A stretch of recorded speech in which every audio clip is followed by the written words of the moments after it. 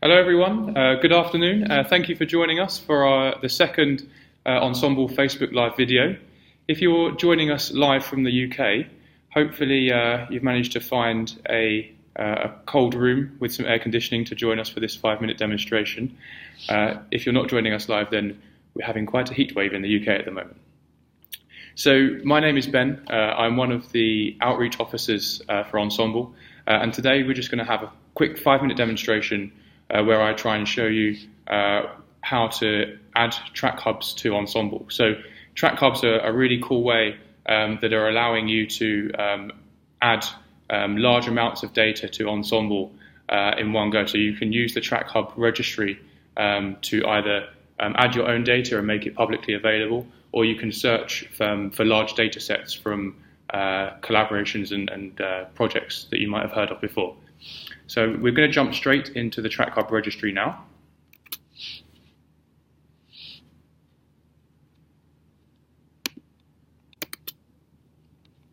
Okay, so sorry about that. So this is just now we've managed to get into the TrackHub registry screen. So what you can see here is the TrackHub registry address in the address bar at the top. So that's www.trackhubregistry.org. And as I was mentioning, this is a page that allows you to search all of the different TrackHubs that are available to you. So these are the ones that have already been made publicly available. There's also an option down here that says Submit Data. So this is a place where you can also upload your own data and make it publicly available for other people to search and add those tracks to the genome browser that they want to see it in as well. So what we're going to do is we're just going to use the main search function here to search for a particular project called the Blueprint project, and that aimed at generating epigenetic data for a number of different blood cell types. So what we want to do is just search Blueprint into the search bar, and then we can click Search. And so what we have here is a number of different hits that have returned with Blueprint in the name. So you can see these first two just have Blueprint in the description, so these aren't the TrackHubs that we were interested in. In fact, if we scroll down the page, you can see these two TrackHubs here. There's the Blueprint Hub, which is the epigenomics data hub, and then there's a duplicated TrackHub here as well. So this TrackHub is duplicated because what you can see, GRCH37, this is the data that's going to be aligned to the GRCH37 human genome assembly. And then this one is if you want to view the tracks aligned to the GRCH38 human genome assembly. So this is the most recent human genome assembly here. So to add these TrackHubs to Ensembl, what you need to do is you can click on this blue button here, View in Genome Browser.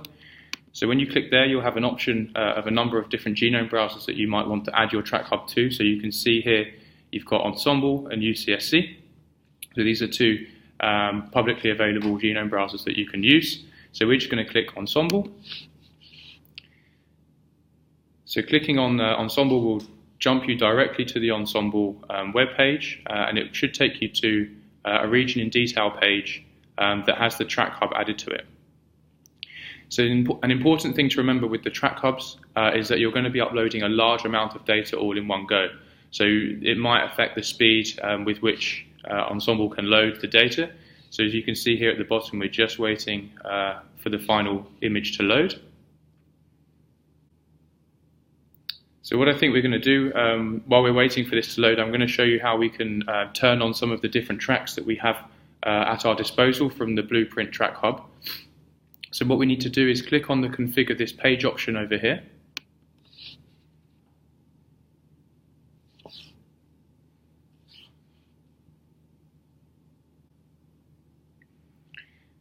So what you're going to see here is all of the tracks that are available to you. And this is the normal Configure this page option. You can see some of the tracks from the Ensembl data that you would see normally if you're viewing the region detail view. But what we also have up here is the Blueprint Hub. So this is the TrackHub that contains all of the data from the TrackHub registry that we've loaded. So you can see there's nearly 6,000 tracks that you can add from the TrackHub registry from the Blueprint project. And this is split into two separate sections. So we've got the Blueprint signal and then the blueprint region. So these are to do with the epigenomic signals, and then the inferred regions and peaks of the signals that we're going to see there for each different cell type. So what I'm going to do is I'm just going to click on blueprint signal.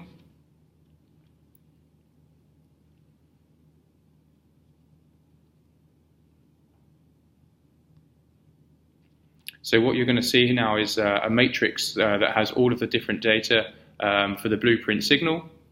So you can see in this matrix you have all of the different cell types that were studied in the blueprint project, and then on the other axis of the matrix you can see we have all of the different epigenetic marks that were studied in each of the different cell types.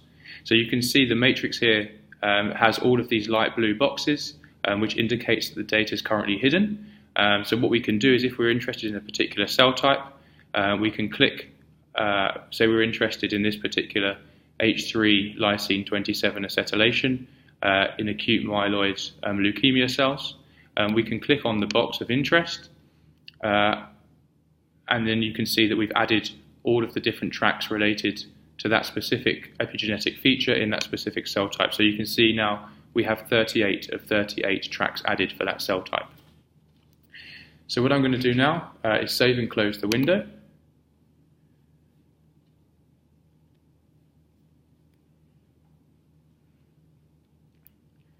And again, we're just going to have to wait for this image to load further down because we've changed some of the data that we're meant to be looking at.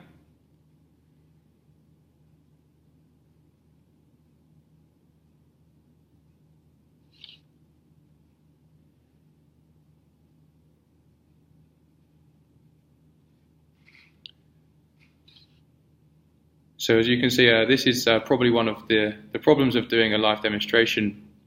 Hopefully you might be able to see just a bit more faintly behind. The image hasn't loaded yet, but you can see that in addition to all of the other tracks that you might be used to seeing with Ensembl, you can see obviously the genome assembly here, and then the different gene models with the different transcripts. You can also see all of the different data that's been added from the blueprint project as well. So this is split into hundreds and hundreds of different tracks, which is obviously why it's taking so long to load. So the last thing that I want to show you quickly is if you go back into configure this page and then go on to personal data. Once you've finished working with the TrackHub, it's really advisable to remove it. Obviously it slows Ensembl down, as you can see. The amount of data just makes it more difficult for the detailed images to load. So you can click delete and it will remove it from your personal data. And then you can save and close again. Okay, so that actually is the end of the very short demonstration from the Ensembl TrackHub demonstration. So if you do have any other videos that you want me to quickly demonstrate for you, please add them in the comments, and we're going to do our best to get through some of your requests. So until next time, goodbye.